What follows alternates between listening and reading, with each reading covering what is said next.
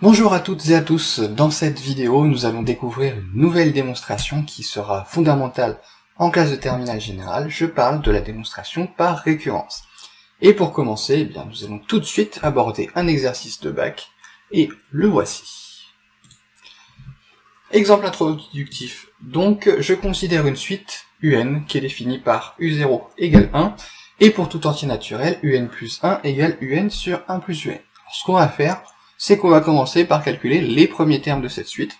Alors comme on a vu en classe de première, donc que vaut U1? Eh bien U1 il est égal à U0 sur 1 plus U0, et bien je dis maintenant, puisque j'ai la valeur de U0, je vais remplacer. U0 sur 1 plus U0, ça fait 1 sur 1 plus 1, ce qui fait 1 demi. Voilà pour la valeur de U. Allez, continuons sur U2. U2, c'est du coup U1 sur 1 plus U1. Je remplace U1 par sa valeur qui est 1 demi, ça fait 1 demi sur 1 plus 1 demi. Alors je vais éviter de convertir 1 demi en 0,5, d'abord parce que les fractions ne sont pas nos ennemis, et parce que si je convertis en 0,5, je vais louper tout le but de cet exercice, donc on va éviter. Alors tout ça, ça fait 1 demi sur 1 plus 1 demi, alors disons que c'est à la rentrée et qu'on va y aller doucement. Je mets au même dénominateur, 1 c'est 2 sur 2, et donc ça fait 1 demi sur 3 demi, divisé par une fraction, vous savez que c'est multiplié par son inverse, fois 2 tiers, et là je simplifie, et il me reste uniquement 1 tiers. Alors peut-être que vous commencez déjà à voir le schéma qui est en train de se dessiner, on va continuer quand même au cas où. U3, à quoi c'est égal? U3, c'est donc égal à U2 sur 1 plus U2. D'accord. U2, c'est 1 tiers. Donc on remplace par 1 tiers. On fait la même chose si on n'est pas rassuré en ce début d'année. Du coup, je ne l'ai pas fait. Hop. 1, c'est 3 sur 3 plus 1 sur 3. Ça fait 1 tiers sur 4 tiers. Ce qui est égal à 1 tiers multiplié par l'inverse de 4 tiers, 3 quarts, et il me reste 1 quart. Bon, là, à ce stade, on commence à se douter qu'il va se passer quelque chose. U0 c'est 1, c'est-à-dire U0 c'est 1 sur 1. U1 c'est 1 sur 2, U2 c'est 1 sur 3, U3 c'est 1 sur 4.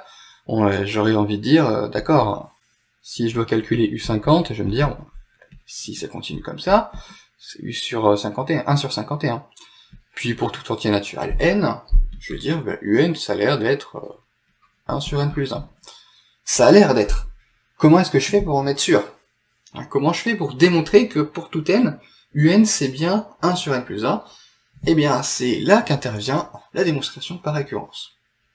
Alors voyons d'abord le principe avant de s'atteler à cet exemple particulier. Le principe de la démonstration par récurrence, c'est que je veux démontrer une proposition mathématique qui va dépendre d'un entier n. Et là, le mot important, c'est entier, et même on pourrait rajouter, devrait rajouter même, entier naturel, c'est-à-dire un entier positif. Bien, il est parfois possible de démontrer cette proposition par récurrence. J'insiste encore une fois sur le parfois. On verra tout à l'heure. Donc pour tout entier n, je note Pn la proposition que je veux démontrer, et la démonstration par récurrence, ça se fait en 3 étapes. D'abord, j'initialise, c'est-à-dire que je trouve un entier pour lequel la proposition est vraie. Très souvent 0 ou 1, mais sait-on jamais, ça peut être un peu plus tard. L'hérédité. Je vais montrer que si, pour un certain n plus grand que l'entier que j'ai trouvé juste avant, Pn est vrai, alors Pn plus 1 l'est également. Pour un certain entier n, quelconque, n'importe lequel. Si je me fixe un entier n, et si pour ce n c'est vrai pour le rang suivant. Eh bien j'en conclus que pour tout entier n plus grand que n0, la proposition Pn est vraie. Alors ça, éventuellement, ça peut rappeler un petit peu les dominos. Pourquoi ça rappelle les dominos?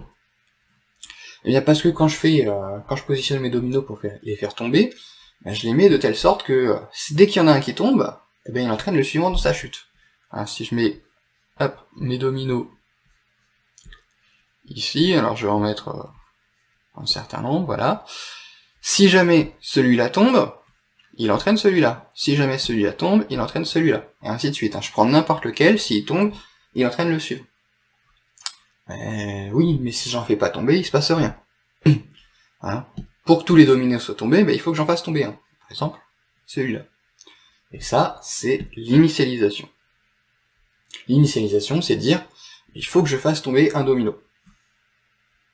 Et une fois que j'en ai fait tomber un, et bien ça y est, il va entraîner le deuxième dans sa chute, qui va entraîner le troisième, qui va entraîner le quatrième, et à la fin, si les deux conditions sont remplies, tous les dominos sont tombés à la fin, et c'est la conclusion. Alors, voyons ce que ça donne avec notre exemple de bac. Je prends donc ma suite définie par U0 égale 1, et pour tout entier naturel n, un plus 1 égale un sur 1 plus un. Alors, qu'est-ce que je veux démontrer? Je veux montrer que un, c'est égal à 1 sur n plus 1. Ça, c'est ma proposition. Hop, je remets le 1 qui est parti ici. Ça, c'est ma proposition. Je veux démontrer ça. Je vais prendre les 3 étapes de la démonstration par récurrence et je vais le faire. La première étape, donc, c'est l'initialisation. Alors, quand est-ce que j'initialise? Là, je veux montrer que cette proposition, elle est vraie pour tout entier naturel n, et les entiers naturels, ça commence à 0. Donc je vais prendre pour n égale 0.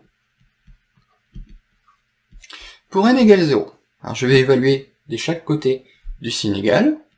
U0, c'est égal à 1.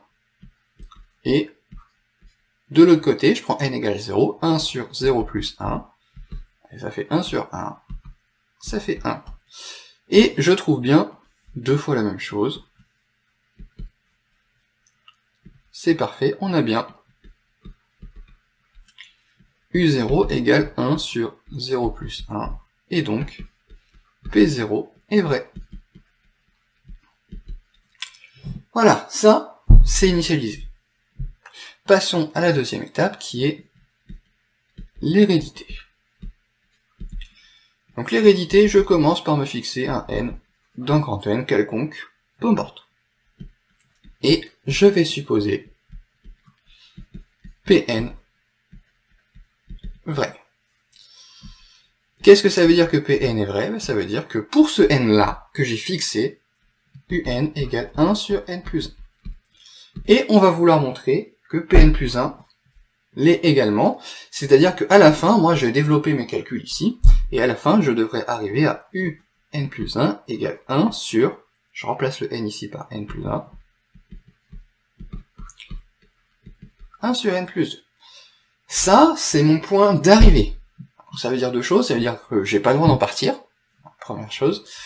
Ensuite, on pourrait se dire, bon, c'est simple, ici j'ai un, ici j'ai 1 sur n plus 1, je prends n égale n plus 1, je le remplace, comme j'ai fait 10 000 fois dans la suite. Sauf que ça, j'ai pas le droit de le faire ici, pourquoi? Parce que mon n est fixé. Voilà. Quand on dit pour tout entier naturel n, un égale machin, j'ai le droit de remplacer le n par n'importe quoi, vu que c'est valable pour tout entier naturel n. Sauf que ici, c'est valable pour un n fixé. Donc ça, j'ai pas le droit de le remplacer. Alors, qu'est-ce que je peux faire? Il y a une donnée de l'énoncé que j'ai pas encore utilisée après tout. Hein. Qu'est-ce que c'est? C'est la définition de ma suite. Ma suite, c'est un plus 1 égale un sur 1 plus un. On va l'utiliser alors. Or, un plus 1, c'est un sur 1 plus un. Oui, mais un c'est quoi? Pour ce n particulier fixé, c'est 1 sur n plus 1. Donc ça, c'est égal à 1 sur n plus 1, le tout sur 1 plus 1 sur n plus 1. Puis là, je vais continuer mes calculs. Donc, en haut, j'ai toujours 1 sur n plus 1. En bas, j'ai n plus 1 sur n plus 1 plus 1 sur n plus 1. Hop. Je saute une étape. 1 sur n plus 1 multiplié par... Donc en bas, si j'ajoute ici, ça fait n plus 2 sur n plus 1. Donc ça fait n plus 1 sur n plus 2. J'ai multiplié en haut et en bas par n plus 1. Il me reste donc 1 sur n plus 2. Et ça, c'est bien égal à 1 sur n plus 1 plus 1. Je suis parti de un égale 1 sur n plus 1. J'arrive à un plus 1 égale 1 sur n plus 1 plus 1. Et ça, c'est exactement p de n plus 1, qui est donc vrai. Et on n'oublie pas de conclure pour dire aux gentils correcteurs que notre raisonnement est terminé. Qu'est-ce qu'on dit pour la conclusion? On dit que P0 est vrai, et que si, pour un n quelconque, P de n est vrai, alors P de n plus 1 l'est également, ce qu'on peut abréger en P est héréditaire. Et donc, par récurrence, hop, P de n est vrai pour tout entier naturel n.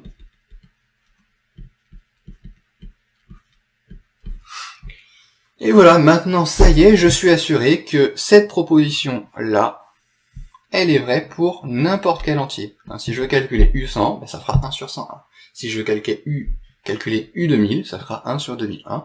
C'est vrai, c'est la récurrence que je viens de faire. Qui me l'assure. Alors, on peut se poser une question pour conclure cette vidéo, mais quand est-ce que j'utilise la récurrence? Surtout, quand est-ce que je ne l'utilise pas?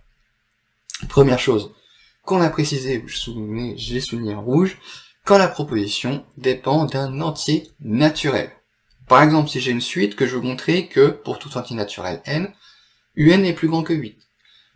Peut-être que je peux le faire par récurrence. Je peux pas forcément toujours le faire, hein, mais je n'exclus pas. D'accord? Donc là, ne pas exclure.